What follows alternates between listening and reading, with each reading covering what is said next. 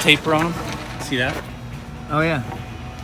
We'll want the long points up when why's we're laying that? out this wall. So that when we stay on the wall, this long point's over here, short point's over here. Okay. Because our rake angle is going to be like this.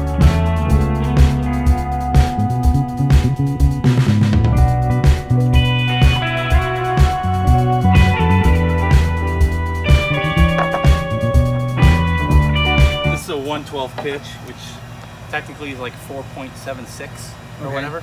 Is going to be your miter on a 112, but basically kind of being lazy here. It's a speed thing. I'm not Yeah. cutting a ton of these, so I'm doing it with a speed square and circular saw. If you had to cut a lot of these, I would break out your chop saw miter saw, set it to 4.75 degrees. You know, if you had to Yeah, cut, money. say, more than 20 of them. These studs are already at 9-foot length, which is 104 5/8. So I'm just going from the absolute end of the length because I want to roughly keep 9-foot walls here. And then I'm pivoting. My pivot is going to be on the end of that board at 5 degrees here, or a 112.